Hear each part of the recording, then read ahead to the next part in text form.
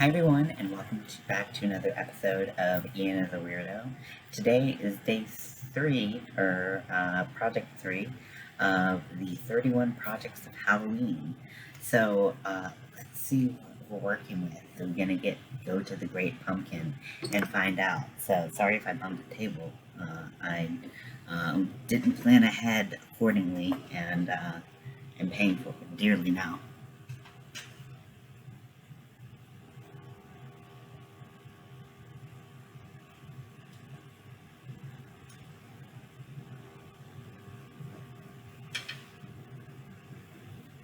Okay, so let me get my little notebook out.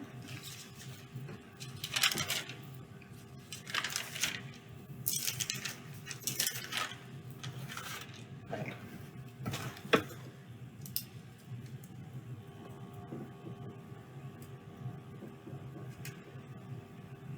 Okay, so the next word is mausoleum. So this kind of comes really close to when I did my my cat toy. So I'm trying to I guess like I could add to the cat toy and build like a little mausoleum.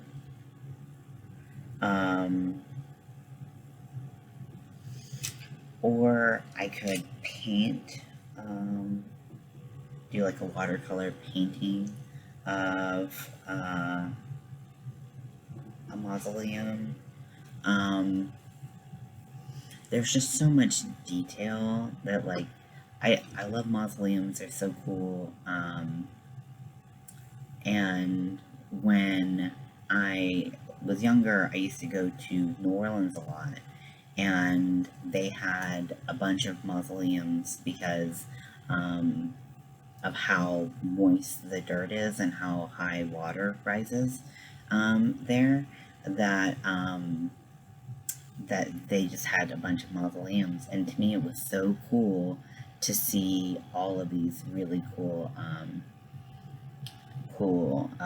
above ground, detailed, just gorgeous mausoleums.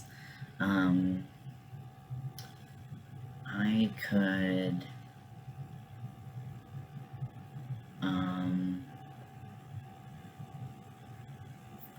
wow, this is a hard one to really like get into. When I originally wrote it down, I was thinking I want a watercolor, and so I could get the detail in, because I didn't feel as confident in my skill to get crochet detail in. But it would be cute to add to my cat thing, because I have the Velcro. I could Velcro mausoleums in different places instead of, headstones. Wow, I'm like, now I'm like more perplexed. What do I do? I don't want to bake anything. I think if it was freestanding, if I did like a freestanding crocheted mausoleum, I think it would just kind of look like a house. And I want it to still have that vibe. I could do like clay and get some of the detail. Mel really wouldn't like the smell of it cooking, but that might need to be arranged. Or I could make it out of like popsicle sticks.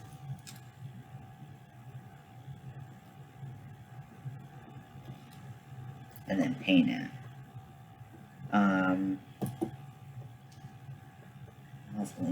Mausoleums.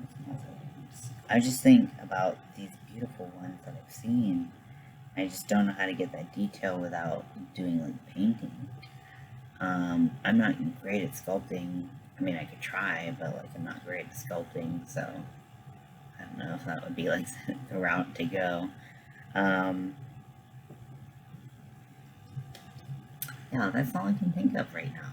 Sorry, it's not very fruitful. Mel will have a great idea that I'll probably end up using, so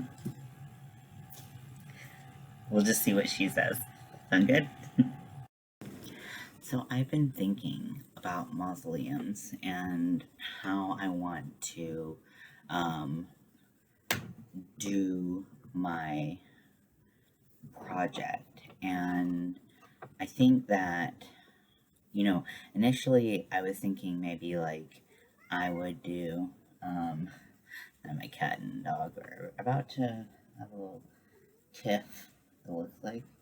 Um, but I was thinking I would just add a mausoleum to my cat's little graveyard that I made.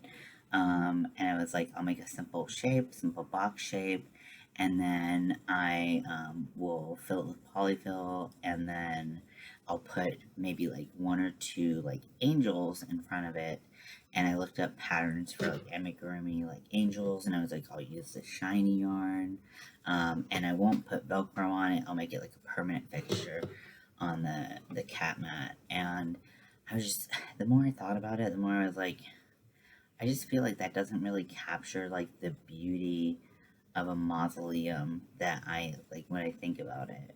So, I think that I'm going to draw and watercolor um, a mausoleum, and perspective's not like usually my deal. I like more organic shapes, but um, I think that it could be really cool, and then I could add detail and like make the mausoleum of my dreams, like where I want to be buried.